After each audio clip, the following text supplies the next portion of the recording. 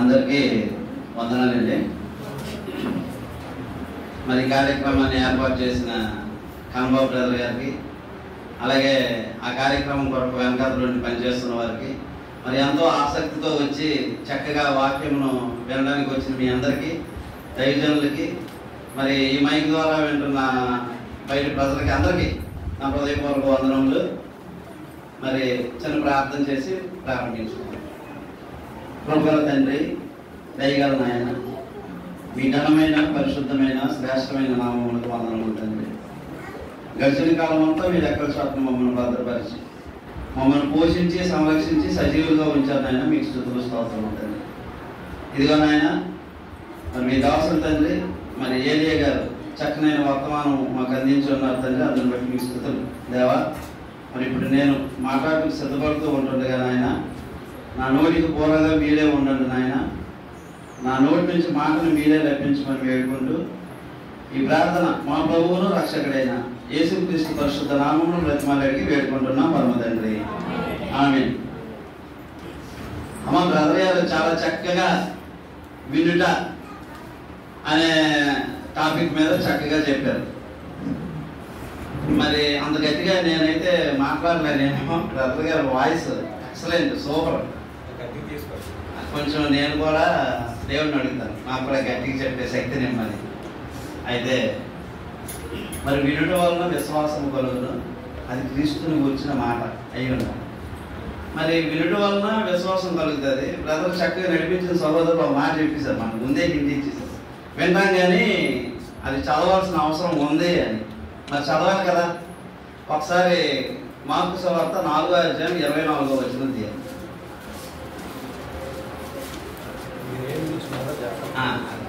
ఇప్పుడు నా పని ఏదో తెలుస్తుంది అనమాట.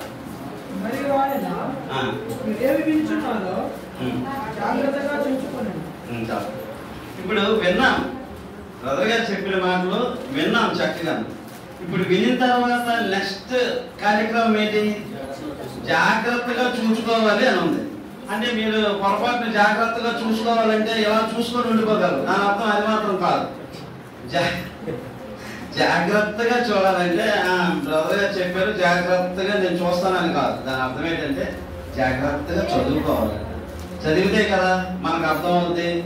ఇప్పుడు అది ఈ విషయం మీకు నేను చెప్పాను అనమాట. జనరల్గా మనం పుస్తకాల విషయంలో చూస్తే కూరగాయలు కోసే దగ్గర నుంచి మన అంతరిక్షం వెళ్ళే వరకు బోర్డు బుక్లు మన ఉన్నాయి, మనందరికీ తెలుసు. అవి మనందరం చదువుతుంటాం. అయితే అందులో మనకి కొన్ని పుస్తకాలు కూడా చాలా ఇష్టమైనవి ఉంటాయి. అవి కూడా చాలా చక్కగా చదువుతాం, అవునే కదా. అయితే లోక సంబంధమైన పుస్తకాల పట్ల మనకు అలాంటి అభిప్రాయం ఉండేటప్పుడు మరి నిన్ను నన్ను నిత్య జీవానికి పరలోక రాజ్యానికి తీసుకెళ్లే మరి దేవుని వాక్యం పట్ల నీకు నాకు ఎలాంటి ఆసక్తి ఉంది కదా. ఒక్కొక్కసారి బ్రదర్ గారు పెట్టారు కదా ఈ కార్యక్రమం. ఇలాంటి కార్యక్రమాల వల్ల మనం వస్తాం. ఇప్పుడు వినడం గురించి విన్నాం కదా, అప్పుడు మనకు అనిపిస్తుంది బ్రదర్ గారు చెప్పారు చక్కగా వినాలి, వినడం నేర్చుకోవాలి, దానివల్ల నాకు కోరి మేలు ఉన్నాయి. అలాగే ఇప్పుడు ఈ కార్యక్రమం ఏం చెప్పారు?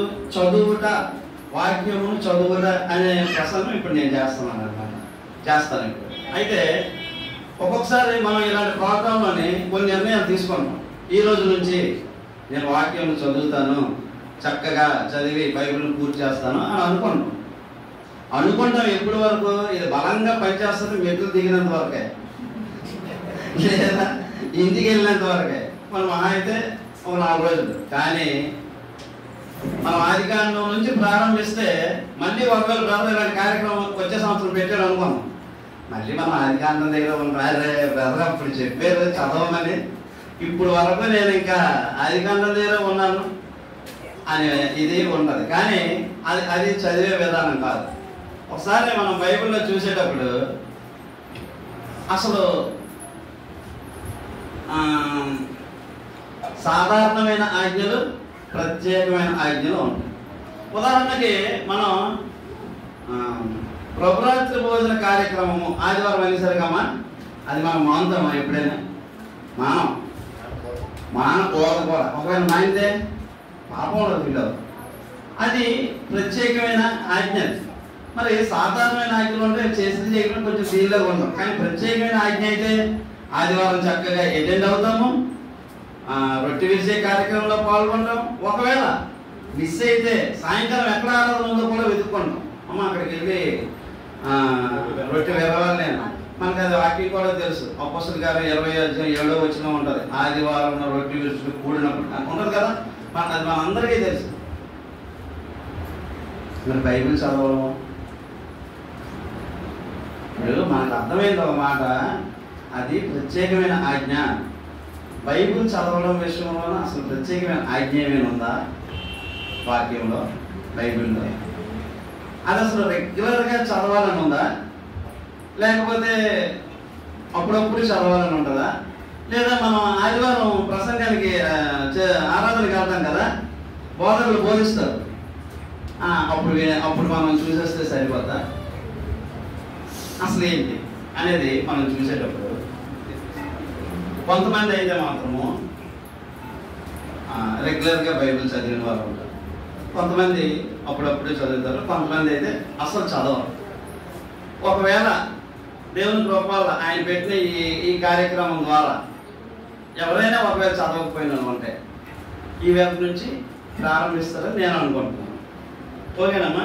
ఇప్పుడు మనం ఇలా చూసేటప్పుడు ఒక సందర్భం జరిగింది. మా అత్తగారు విజయనగరంలో ఉంటారు, మొన్న చనిపోతే జ్ఞాపకార్థ కూటం అయింది, అక్కడికి వెళ్ళాను.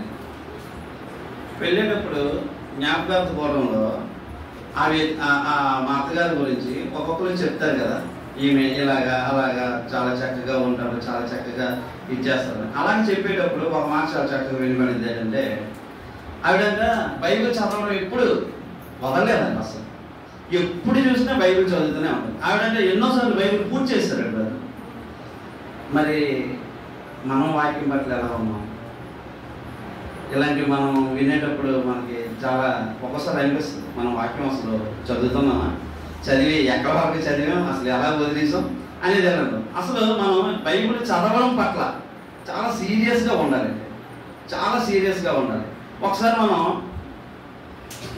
పాత నిబంధన నుంచి అసలు బైబిల్ చదవడం ఆజ్ఞ అసలు ఉందా, అసలు చదవాలా? దేవుడు ఇశ్రాయేలీయులకి గట్టిగా చెప్పిన మాట ఒకటి చెప్తాం ఏంటంటే, ద్వితీయోపదేశ కాండము 17వ అధ్యాయము చివరి వచనం. అప్పటికి తోరా రాయబడుతుంది.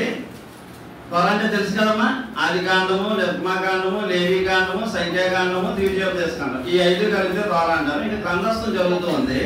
ఇశ్రాయేలీయులకి దేవుడు గట్టిగా చెప్పిన మాట ఏంటంటే, అతడు తాను బ్రతుకు దినములన్నిటను ఆ గ్రంథమును చదువుచుండవలెను. ఇంకా ఇంకా ఇంకా మీద సహోదరుల మీద గర్వించి ఈ ధర్మమును విడిచిపెట్టి కూడు గాని ఎడమకు గాని తాను తొలగక ఉండునట్లు తన దేవుడైన యెహోవాకు భయపడి ఈ ధర్మశాస్త్ర వాక్యములన్నిటిని ఈ కట్టడలను అనుసరించి నడువ నేర్చుకునేందుకు అతడు తాను బ్రతుకు దినములన్నిటిను ఆ గ్రంథమును చదువుచున్నాడు. అతడు తాను బ్రతుకు దినములన్నిటను, అప్పుడప్పుడు చదవమని ప్రయత్నించండి అని ఉందా అక్కడ? బ్రతుకు దినములన్నిటను, ఈవేళ బ్రతికేనంటే వాక్యం చదవాలి.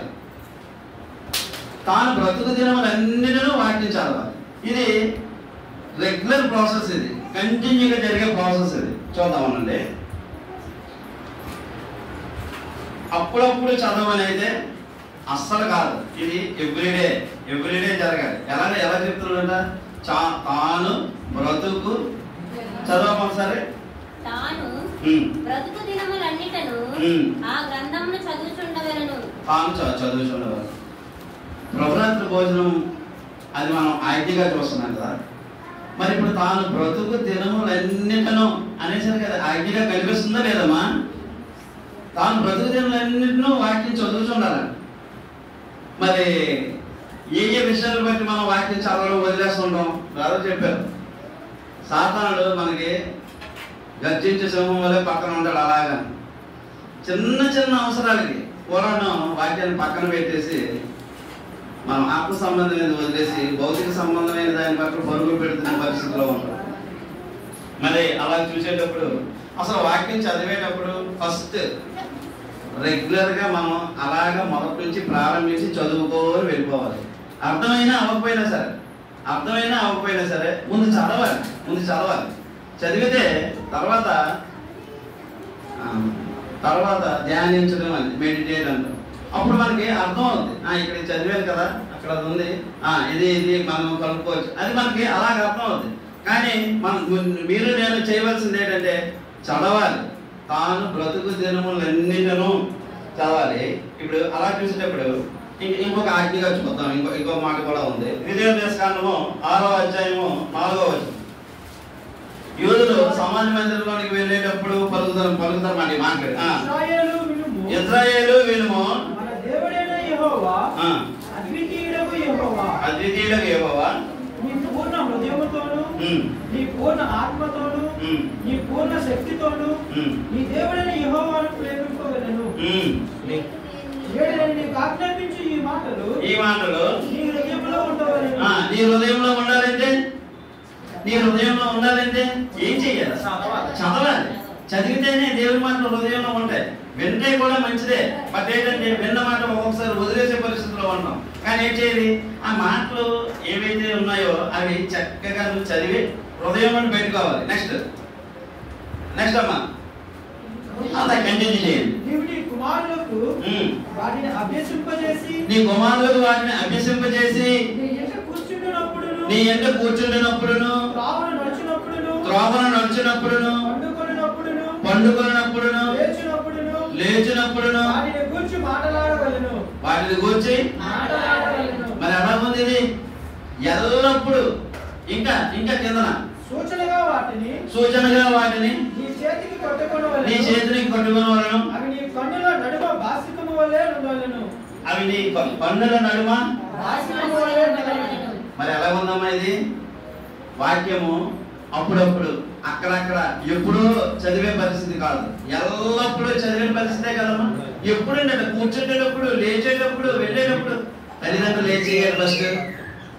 తల్లిదండ్రులు ఫస్ట్ వాక్యాన్ని వాళ్ళు చదివి వాళ్ళు నేర్చుకొని బిడ్డలకి నేర్పించే ప్రక్రియ ఇది. మనం చూసేటప్పుడు బర్త్డే కార్యక్రమాలు జరిగేటప్పుడు ఫస్ట్ ఈ మాట చెప్తుంటాం. కానీ సీరియస్గా ఇది హృదయంలో పెట్టాలి. చాలా సీరియస్ అయిన మాట ఇది. ఏదో జస్ట్ అలా బర్త్డే పార్టీ కదా చెప్పేసి మనం వెళ్ళిపోయే పరిస్థితి ఉంటుంది. అలా కాదు. మళ్ళీ ఒకసారి చదువుదాం. ఆ వచనం చదవండి. ద్వితీయోపదేశకాండం 6వ అధ్యాయం 4వ వచనం.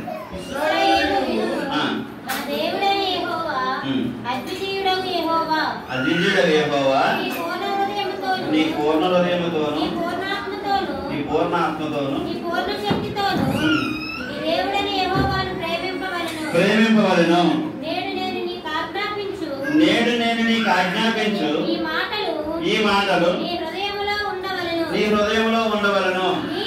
నీవు నీ కుమారులకు వాటిని అభ్యసింపజేసి, అంటే తల్లిదండ్రుల పాత్ర ఇక్కడ చక్కగాను కుమారులకి అభ్యసింపజేసి. ఇప్పుడు తల్లిదండ్రులు రోజు బైబిల్ చదువుతుంటే బిడ్డలు ఏం చేస్తారు? మా మమ్మీ డాడీ చదువుతున్నారు, నేను చదువుతాను అంటారు. ఇప్పుడు మమ్మీ డాడీ అసలు బైబిల్ చదవకుండా ఉండి అరే నువ్వు బైబిల్ చదువురా అంటే ఎలా ఉండదు? అసలు అతను బయటికి చెప్పకపోయినా పిల్లలు మనసులోనైనా ఎప్పుడైనా చదివేవా డాడీ నువ్వు అని అంటే అసలు ఏ సమాధానం ఏంటి? ఫస్ట్ ఆఫ్ ఆల్ ఏం చేయాలంటే తల్లిదండ్రులు బిడ్డలకి ముందు వాళ్ళు బాగా చదివి వాళ్ళకి ఎప్పుడు ఒక క్రియ చూపిస్తుంటారు. ఏంటంటే డైరెక్ట్గా అప్పుడు కాలం వేరు, ఇప్పుడు కాలం వేరు. కరెక్ట్గా వాళ్ళకి క్రియ కనిపిస్తుంటేనే యాక్సెప్ట్ చేస్తారు. మా మమ్మీ డాడీ ఉదయాన్నే లెగిస్తే వాకింగ్ చదువుతారు, ప్రార్థన చేస్తారు. కాబట్టి వాళ్ళు చెప్పేటప్పుడు వాళ్ళ సాటిస్ఫాక్షన్కైనా నేను చదవాలని అనుకుంటాడు. ముందు ఫస్ట్ ఏంటంటే అభ్యసింప చేయాలి. తల్లిదండ్రులు అలాగా అభ్యసింప చేయాలి. ఇప్పుడు ఒకవేళ అభ్యసింప చేయాలి. ఇది బిడ్డలకి ఎలాగైపోదంటే అమ్మా, ఉదయాన్నే బిడ్డలు వేసి బ్రష్ చేసుకుని మొహం కడుక్కుంటుంటే ఆహా ఎంత చక్కగా కడుక్కున్నారా అని అంటారా తల్లిదండ్రులు. అలవాటు అయిపోయింది అడిగి, అది ప్రాసెస్. అది ఇప్పుడు వాక్యం చదవడం అనేది కూడా బిడ్డలకు అలవాటు అయిపోవాలి. మరి ప్రభురాత్రి భోజనం మనం పాల్గొంటున్నాం కదా, అది అంత సీరియస్గా యాక్ట్ చేస్తున్నాం. మన బైబిల్ చదవడం పట్ల మనం ఎంత సీరియస్గా ఉన్నాం, మన బిడ్డలకి ఎంత సీరియస్గా మనం నేర్పిస్తున్నాం, ఇది చాలా ఇంపార్టెంట్ అయిన పాయింట్ ఇది. మరి ఈ వాక్యమే కదా మనకి జీవం, ఈ వాక్యమే కదా మనకి జీవం, మనకి దేవుని దగ్గరికి నడిపించేది, మనకి ఆత్మ సంబంధంగా చక్కగా దేవుని దగ్గరికి తీసుకెళ్లేది వాక్యమే కదా. ప్రభువు అని అంటున్నారు ఎక్కడ? మత్తయి సువార్త 4వ అధ్యాయం 4వ వచనంలో.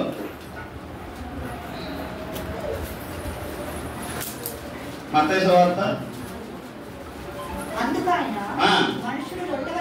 మనుషుడు రొట్టె వలన కాదు కానీ దేవుని నోటి నుండి వచ్చు ప్రతి మాట వలన.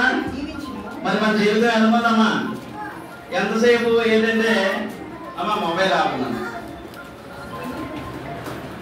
ఈ వాక్యము మనల్ని జీవింపజేస్తుంది. చదువుట వలన ఉపయోగం ఏంటి? ఈ వాక్యాన్ని హృదయంలో పెట్టుకుంటారు, అది జీవింపజేస్తుంది.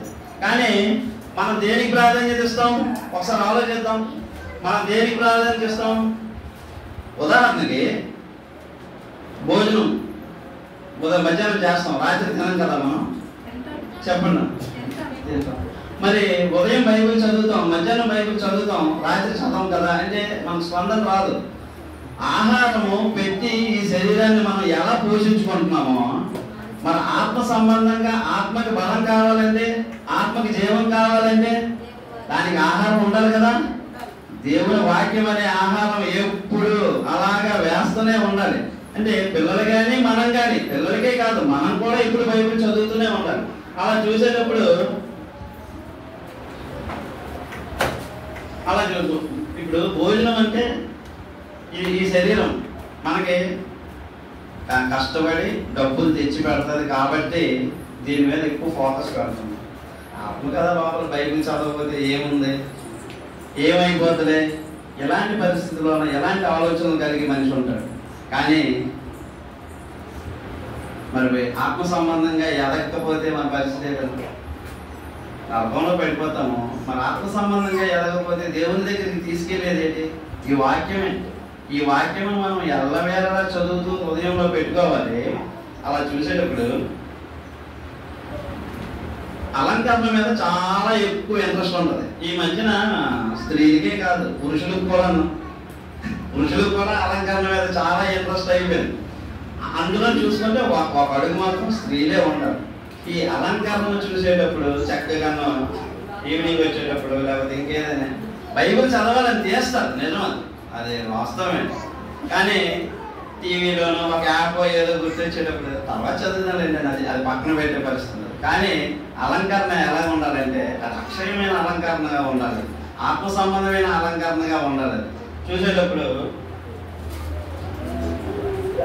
పేతురు ద్వితీయోపదేశకాండము 6వ అధ్యాయం 25వ వచనంలో కూడా ఈ మాట చూస్తారు. చూడండి 6వ అధ్యాయము. మనకు ఆజ్ఞాపించినట్లు ఆయన సన్నిధిని ఈ సమస్తమైన ఆజ్ఞలను అనుసరించి మనం నడుచుకున్నప్పుడు మనకి నీతి కలుగుతుంది. నీతి విషయంలో నడిపిస్తుంది ముందుకి. ఆ మార్గం ఎక్కడికి? దేవుని దగ్గరికి తీసుకెళ్తాం. ఇంకొకటి, మరి బాడీకి రోగాలు కానీ జబ్బులు కానీ వచ్చేటప్పుడు ఏం చేస్తాం? హాస్పిటల్కి వెళ్తాం, చక్కగా వైద్యం చేయించుకుంటాం. మరి మనసుకి రోగం వచ్చిందని ఎలా తెలుస్తుంది? అమ్మ పిల్లలు చెప్పండి. మరి మనసుకి ఆత్మకు రోగం వచ్చేదని ఎలా తెలుస్తుంది అంటే నా బుద్ధులే, నా క్రియలే, అసూయ పడిపోతాను, ద్వేషిస్తాను, ఆయనకి తిడతాను, కొడతాను. మరి ఇలాగ ఆత్మ కుండి పడిపోతుందంటే కారణం ఏంటి? వాక్యం అనే జీవం ఫుల్గాను హృదయంలోనికి వెళ్ళకపోవడం వల్లే. మనకి అదే వాక్యం చక్కగా పంపిస్తుంది, మన క్రియలు మన ఆలోచనలు అన్నీ దేవునిలా మారిపోతాయి. ఎఫ్సీ పత్రిక 4వ అధ్యాయం 15వ వచనంలో ఉంటది. మనం అన్ని విషయాల్లో క్రీస్తు వలె. ఒకసారి చదవండి ఎఫ్సీ పత్రిక 4వ అధ్యాయం 15వ వచనం.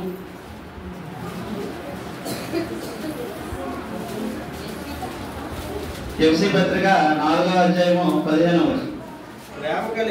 ప్రేమ కలిగి సత్యము చెప్పుచు క్రీస్తు వలె ఉండుటకు మనం అన్ని విషయాల్లోనే, అమ్మా పిల్లలు పెద్దలు, మనం అన్ని విషయాల్లోనే ఎలా ఎదగాలండి? క్రీస్తు వలె. ఆయన ఏదైనా పాపం చేశాడా? ఆయన ఏదైనా తప్పు ఉందా? అసలు ఆయన ఏదైనా ఆయన గురించి ఏదైనా చెప్పగలమా ఎవరైనా? ఆయనలాగా ఎదగడానికి మనం ప్రయత్నించాలి.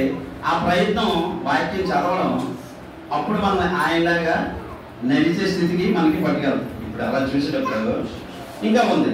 నేను ఇప్పుడు ఇంకా వాక్యం చదివితే ఉపయోగాలు ఏంటి చెప్పట్లేదు, వాక్యం చదవాలనేదే మీ హృదయంలో పెడుతున్నాను నేను. ద్వితీయోపదేశకాండము 17వ అధ్యాయము 20వ వచనం చదవండి. ఇది కూడా ఆజ్ఞలాగే కనిపిస్తుంది మనకి. మా ఒకటే తాను బ్రతుకు దినములన్నిటినూ చదవాలి. రెండోది 17వ అధ్యాయము 20వ వచనం. అది అతని యొద్ద ఉండవలెను.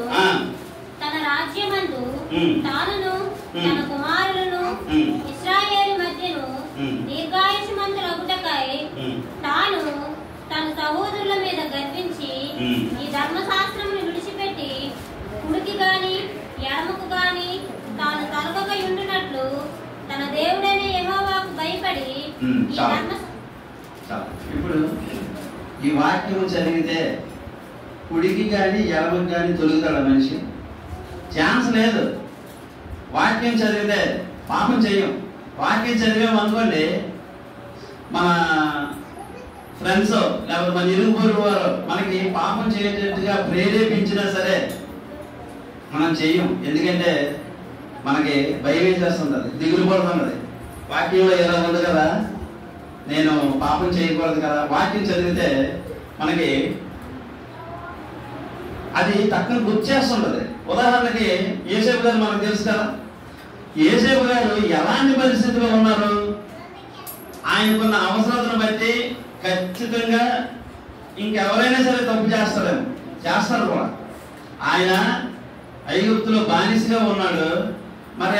మరి ఆ పొతీఫరు యొక్క భార్య ఇతన్ని సైనించమని లాగుతుంది, ప్రేరేపిస్తుంది. కానీ ఆయన ఏమన్నాడు ఒకసారి చూడమ్మా. ఆదికాండం 39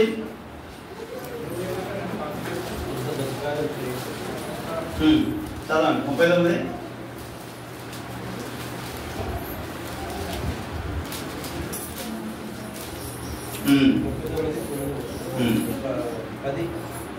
నీవు అతని భార్యమైనందున ఇల్లు తప్ప మరి దేనిని నాకు అప్పగింప ఉండలేదు.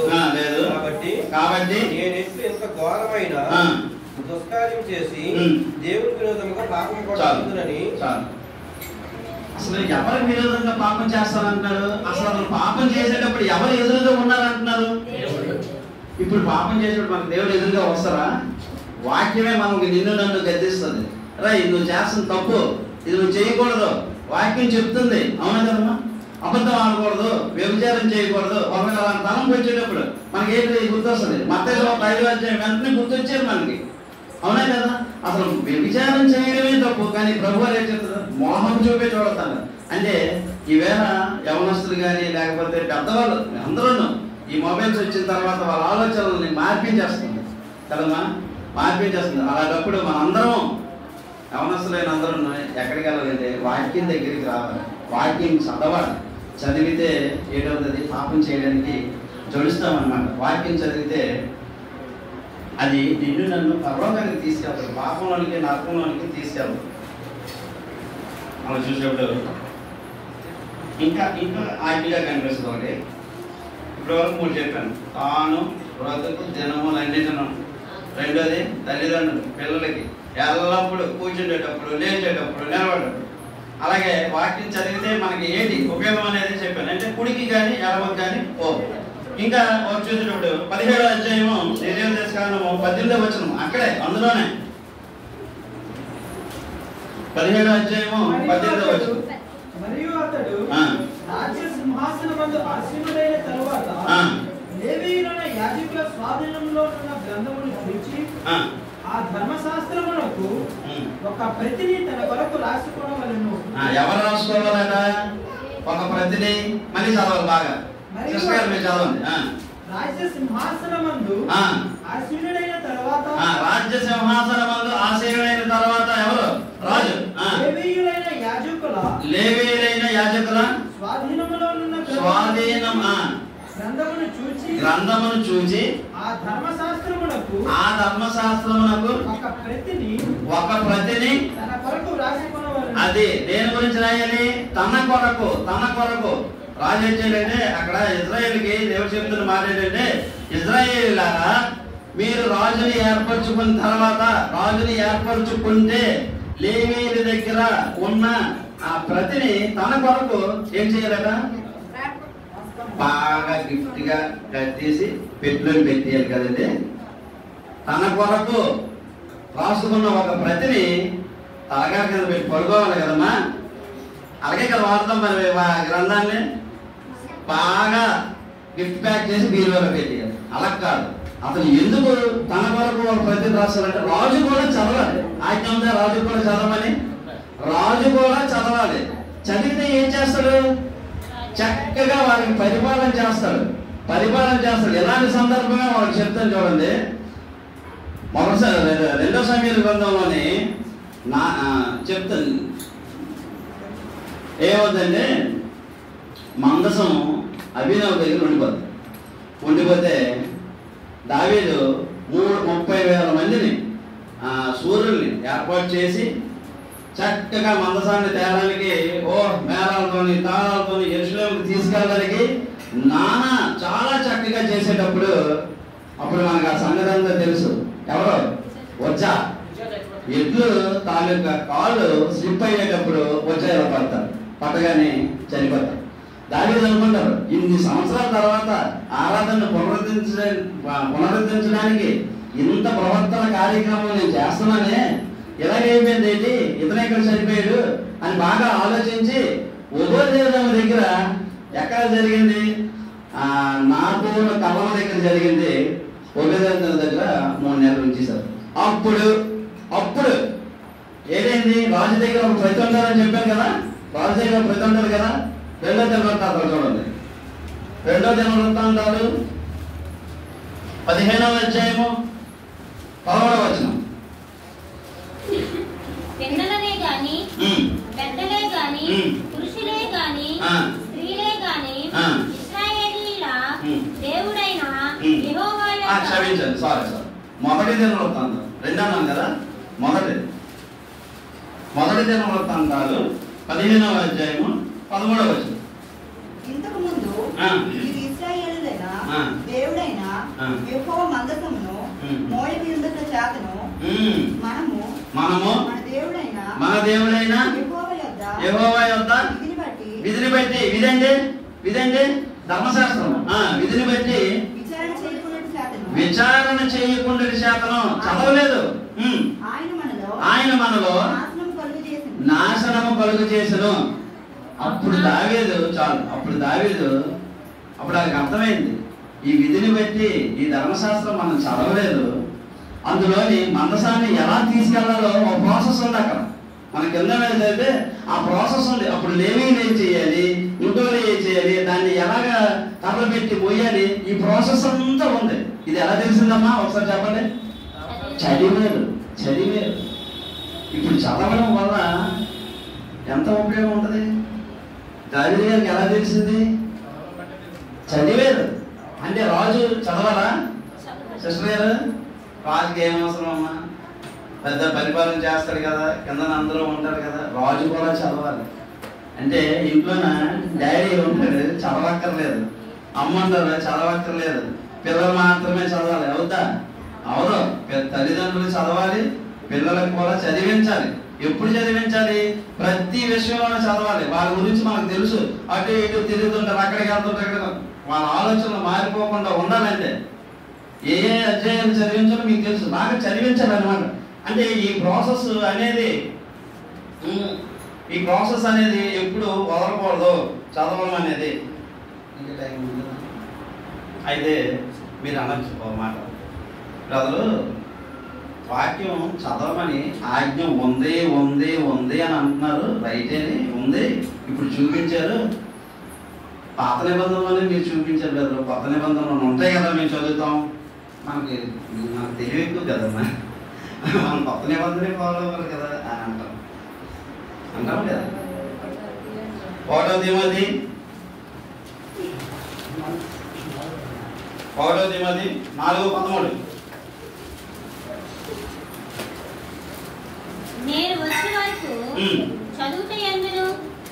భోజనం చేయడం ఏందా? జాగ్రత్తగా చదవాలి. చూడండి. నేను వచ్చే వరకు చదువుట యందును. ఇప్పుడు మన టాపిక్ కావాల్సిన సబ్జెక్ట్ అదే కదా. చదువుట యందు కంటిన్యూ చేయండి. బోధించుట యందును జాగ్రత్తగా ఉండుము. జాగ్రత్త. దేనికి జాగ్రత్త? వెద చెప్పారు. వినడం జాగ్రత్త అని చెప్పారు. మరి చదువుట యందు చాలా జాగ్రత్తగా ఉండాలి. అప్పుడప్పుడు చదవని కాదు, లేకపోతే చదవడం విషయంలో నువ్వు సులువుగా తీసుకోగల అర్థం కాదు.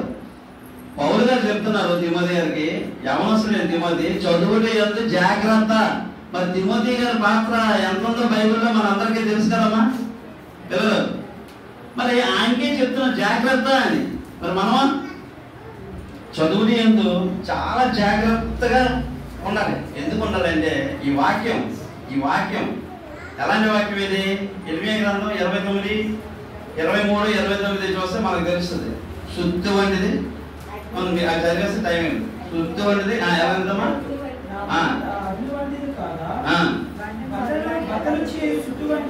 శుద్ధి వంటిది ఏటదా? బండని బండలు చేయి శుద్ధి. బండ ఎంత ఉంటుంది? అంత ఉండదు. శుద్ధి ఎంత ఉంటుంది అంటే బండమారిపోయిన హృదయాల్ని బద్దలు కొట్టి వాక్యం ఏం చేస్తుంది? మెత్తదనం చేస్తుంది. దేవుని వైపు తిప్పుతుంది. ఆయన మార్గం వైపు నడిపిస్తుంది. మరి అలా చూస్తే హెబ్రీ పత్రిక 4వ అధ్యాయం 12వ వచనం తీయండి. ఒకసారి ఆగండి. ఇప్పుడు తిమోతి గారికి చూపించారు కదా. పౌలు గారు కూడా అన్నారు. ఏమన్నారు మార్క్ గారికి? బాబు నువ్వు వచ్చేటప్పుడు చాలా పుస్తకాలు తెచ్చిమన్నారు. దేనికంటే పౌలు గారు చదవడానికి. ఇప్పుడు మీరు ఇంకో మాట అనొచ్చు, నాకు టైం అయిపోతుంది. మీరు ఒక మాట అనొచ్చు, సరేనండి మరి పౌలు గారు చదివారు, అందరూ చదివారు, అసలు యేసుప్రభు వారు చదివారా? యేసుప్రభు వారు చదివారా? యేసుప్రభు వారే చదివారా అంటే యేసుప్రభు వారు చదువుతారా? ఏంటి ఒకసారి లోకాసు వార్త 4వ అధ్యాయం 16వ వచనం. లోకాసు వార్త 4వ అధ్యాయం 16వ వచనం. తరువాత ఆయన ఎలాగట? వాడుక చొప్పున విశ్రాంతి దినమందు వెళ్ళి చదువుటకై అమ్మా ఏం చేశారు ప్రభు వారు? విశ్రాంతి దినమందు అంటే ప్రతి శనివారం ఆయన వెళ్ళి వాక్యం చదవడానికి నిలబడ్డారు. అది ఎలాగైపోయింది? అతనికి వాడుక అయిపోయింది. మరి మీకు నాకు బైబిల్ చదవడం, వాక్యం చదవడం ఎలాగైపోవాలి? వాడుక అవ్వాలమ్మా, వాడుక అవ్వాలి. మేము వాక్యం చదువుతుంటాం. ఇదిగో ఈయన ఆయన వీళ్ళందరూ మాకు ఎప్పుడున్నో మీకు అర్థం. ఆయన ఏం చెప్తాను? వాక్యం చదివితేనే నువ్వు ప్రసంగించగలవు అని చెప్తాడు డైరెక్ట్. వాక్యం చదివితేనే ప్రసంగించగలవు. అయితే నేను చెప్పేది ఏంటంటే, మేము చదువుతుంటాం, డౌట్ వస్తుంటుంది, అడుగుతుంటాం. ఇది తప్పు లేదు, ఒకరికొకరం అడుక్కోవాలి. అప్పుడు డౌట్లో క్లియర్ అవుతాయి. అని యేసు ప్రభు వారే వాక్యం చదివారంటే అసలు నువ్వు లేదు, అసలు ఏమాత్రం. ఈ గ్రంథం అసలు దేనికి ఇచ్చారు? మనకి చదవడానికి ఇచ్చారు. ఈ గ్రంథం ప్రభు వారు పుట్టక మునుపు తలగండ పెడతారు కానీ కాదు, చదవడానికే ఇచ్చారు. ఈ గ్రంథం ప్రభు వారు పుట్టక ముందు 1500 సంవత్సరాల క్రితం నుంచి రాయబడి పొందుపరిచి మన చేతికి వచ్చింది. ఇది ఒక వచనం. ఇది మనకి పరలోక రాజ్యానికి తీసుకెళ్ళడానికి ఒక మార్గం. ఇది మనకి ఆత్మ సంబంధమైన పనులన్నీ ఇది చదివితే మనం నేర్చుకుంటాం. వాక్యం చదవడం, ప్రార్థన చేయడం, మరి రొట్టె ఎలా వెళ్ళారో, లేకపోతే కానికి ఎలాగే ఎవ్రీథింగ్, ప్రతిదీ సమాజం పట్ల ఎలా నడాలో, ఇంట్లో ఎలా నడాలో వాక్యం అనేది చాలా. ఇలా చూసేటప్పుడు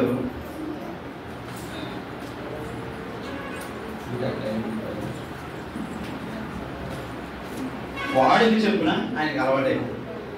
ఇంకా 3 మ్యాటర్ ఉంది, అది చెప్పను. అయితే వాక్యం చదివే విషయంలోనే ఇప్పుడు వరకు నేను ఏం చెప్పానంటే, వాక్యం చదవడం ఎంత ఇంపార్టెంట్. వాక్యం చదవడం అనేది ఒక ఆజ్ఞగా ఉంది. అయితే ఈ వాక్యం ఏం చేస్తుంది అంటే, హెబ్రీ పత్రిక 4వ అధ్యాయం 12వ వచనం. సజీవమై పాడైపోద్దా? ఎప్పుడైనా లేదు. బలము గలదై రెండంచుల గల మనందరికీ తెలుసు కత్తి ఒక పక్కే దాడి చేస్తారు, కానీ యుద్ధాలకి కత్తి వెళ్ళేటప్పుడు కత్తి రెండు పక్కలు కూడా దాడి చేసిన ఇవి ఉంటాయి, జారు చేస్తారు. అంటే దానికంటే చదవండి. వాడిగా ఉండి ఏది వాక్యం ప్రాణాత్మలను కీళ్లను మూలుగును అంటే ఏం చేస్తుందమ్మా వాక్యం? ఒకసారి చూడండి. ఒకసారి ప్రాణాత్మలను కీళ్లను విభజించి అంటే దుమ్ముల్లోకి మూలుగుల్లోకి వెళ్ళిపోద్ది తమ్ముడు, వెళ్ళిపోద్ది. అదే చెప్తుంది వాక్యం, వెళ్ళిపోద్ది. ఎలా వెళ్ళిపోద్ది? ప్రాణంలోకి వెళ్ళిపోవడం అంటే ఏంటి? రక్తంలోకి వెళ్ళిపోద్ది. వెళ్ళిపోయి ఏడవుతామా? నెక్స్ట్ హృదయం యొక్క తలంపులను ఆలోచనలను ఏం చేస్తుంది? ఎన్ని టెక్నాలజీలు వచ్చాయి, ప్రతిదీ ఏ రోగం ఉన్నా, ఏ జబ్బు ఉన్నా, ఏదున్నా, ఆఖరికి వైజాగ్లో నా దగ్గర అలా చూసాను, రోబోటిక్ తోనట శస్త్రచికిత్స చేసేస్తారు, ఆపరేషన్లన్నీ. టెక్నాలజీ అలా పెరిగిపోయింది. మరి హృదయం యొక్క తలంపును శోధించడానికి తీసివేయడానికి ఏదైనా టెక్నాలజీ వచ్చిందా సిస్టర్ గారు? వాక్యం. ఈవేళ నా హృదయం కుళ్ళుతో నిండిపోయింది అనుకోండి, చదివితే ఆ కుళ్ళని తీసేస్తుంది. ఒకవేళ ఇప్పుడు మీద నేను అసూయపడి ఉన్నాను అనుకోండి, ఆ అసూయని తీసేస్తుంది. అతను నేను ద్వేషిస్తున్నాను అనుకోండి, ప్రేమిస్తాను. ఈ వాక్యం ఎంత పని చేస్తుంది? అయితే ఇలాంటి వాక్యం మనం చదువుతాం కదా, నెహెమ్యా 8:8 అక్కడ ఏముంటుందంటే స్పష్టంగా చదవాలన్నమాట. చూడండి,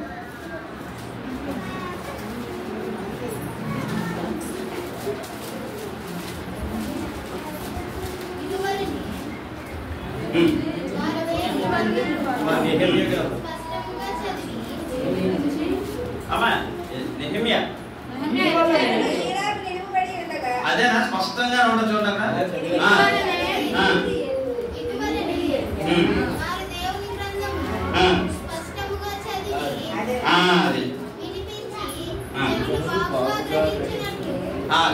ఇప్పుడు స్పష్టంగా చదవాలి కదమ్మా.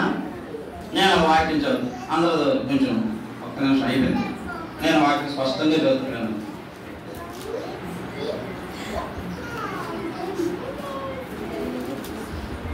లోకసువార్త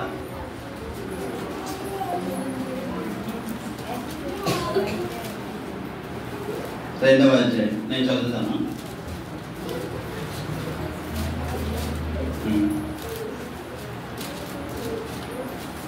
7 నుంచి చదువుతాను. తమ తొలిచూలు కుమారుని కని పొత్తి గుడ్డలతో చుట్టి సత్రములో వారికి స్థలము లేనందున ఆయనను పశువుల తొట్టులో పొరండబెట్టిన. ఆ దేశములో కొందరు గొర్రెల కాపరులు పొలములో ఉండి రాత్రి వేళ తమ మంట కాచుకొనుచుండగా అని చదివి మళ్ళీ ఒకసారి చదువుతాను. ఆ దేశములో కొందరు గొర్రెల కాపరులు పొలములో ఉండి రాత్రి వేళ తమ మంటను కాచుకొనుచుండగా. ఇప్పుడు మీకు ప్రశ్న వేస్తాను, మరి చూడదు ఆ రాత్రి వేళ, మరి చూడదానని బైబిల్. ఆ రాత్రి వేళ గొర్రెలు ఏం కాస్తున్నారు? ప్రశ్న. మంటలు కాస్తున్నారు.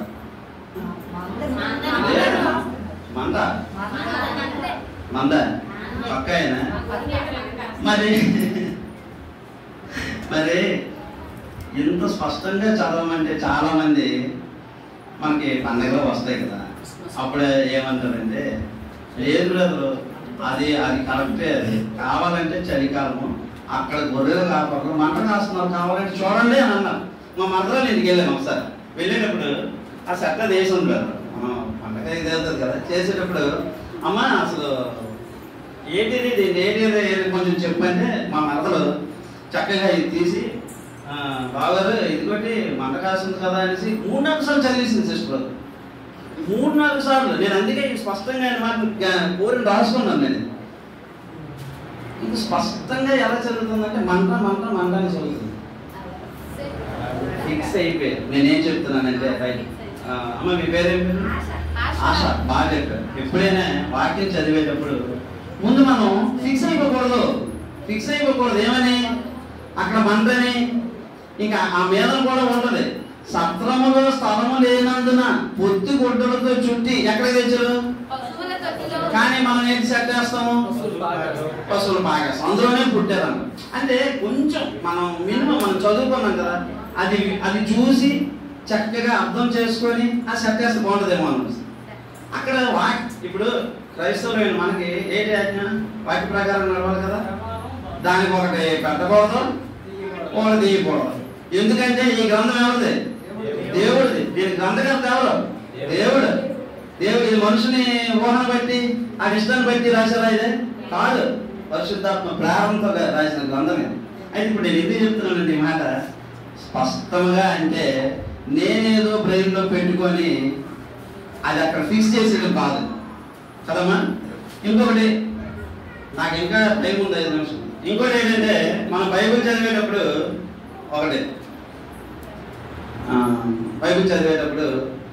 అబ్రహాము గారు కుమారుడిని బలించాడు. ఒకటి, మోషే అహరోనులు ఫరో దగ్గరికి వెళ్ళారు. అది ఆడిగా మనక అబ్రహాము గారు కుమారుడిని బలించారమ్మా. అది ఎవరు? మనకు బలేమని చెప్పారా? అది అబ్రహాం గారికి ఇచ్చారు. అక్కడ మోషే ఫరో వెళ్ళారు. అక్కడికి ఫరోదే, అది అతనికే. అలాగే నోవాహు వాడ కట్టుకోమన్నాడు. అది ఎవరికి? ఆ కాలం అని జరిగింది. అంటే నేను ఏం చెప్పబోతున్నానంటే, బైబిల్ చదివేటప్పుడు అది ఏ కాలం? అది పితరుల యుగమా, ధర్మశాస్త్ర యుగమా, ఇప్పుడు క్రైస్తవులైన మనక? ఇది ఆలోచన చేసి మనం బైబిల్ చదవాలి చక్కగా. అవునే కదా? అయితే చివరిగా నేను చెప్పొచ్చేది ఏంటంటే, వాక్యం అనేది ఎవరో మనిషి రాసింది కాదు, దేవుడు తన ప్రేమతో రాసింది. ఎవరో ఆలోచన ఇందులో లేదు, దేవుడు ఆలోచన ఉంది. మనందరికీ ఒక సంగతి తెలుసు. లోకసభ 16 అధ్యాయం తెలుసు కదా. అక్కడ ఏదో చెప్పేస్తున్నాను చేస్తే, ధనవంతుడు లాజరు ఉన్నాడమ్మా. ఏడైంది? ధనవంతుడు తన ఇష్టానుసారంగా బ్రతికాడు. ఎక్కడికి వెళ్ళాడు కదా. మరి లాజరు ఎందుకు అనుకున్నాడు? ఇప్పుడు లాజర్ని దూతలు వచ్చి ఎందుకు తీసుకెళ్ళాలి? ధనవంతుడిని దూతలు వచ్చి ఎందుకు తీసుకెళ్ళలేదు?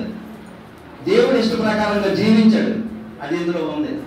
మనం ఆ విధంగా జీవిస్తే పరలోకానికి వెళ్తాం. ఒకవేళ వాక్యానుసారంగా జీవించకపోతే నరకానికి వెళ్తాం. నేను చెప్పిన మాత్రం మీకు అర్థమయ్యని నేను నమ్ముతున్నాను. పాత నిబంధన నుంచి చూపించాను. తాను బ్రతుకు దినములన్నిటిను వాక్యం చదవాలన్నాను. తల్లిదండ్రులు పిల్లల్ని ఎలా నడిపించాలని చెప్పాను. రాజు కూడా వాక్యం చదవాలని చెప్పాను. మీరు అందరూ ఆ కొత్త నిబంధనలో పాత నిబంధనలో ఉందంటే కొత్త నిబంధనలో కూడా చూపాను వాక్యం చదవడం అని. కాబట్టి ఈ ప్రసంగం ద్వారా, ఈ కనబా బ్రదర్ గారు ఏర్పాటు చేసిన ఈ కార్యక్రమం ద్వారా మనందరం, నేను కూడా బైబిల్ చదవడానికి ప్రయత్నిద్దాం. అందరికీ వందనాలు. తాను బ్రతుకు దినములన్నిటిను బైబిల్ మనం చదువుతాం. ఒకవేళ వాక్యం చదవకపోతే చచ్చినట్టు లెక్క, బతికులే చచ్చినట్టు లెక్క. అందరికీ వందనాలు. Thank you very much.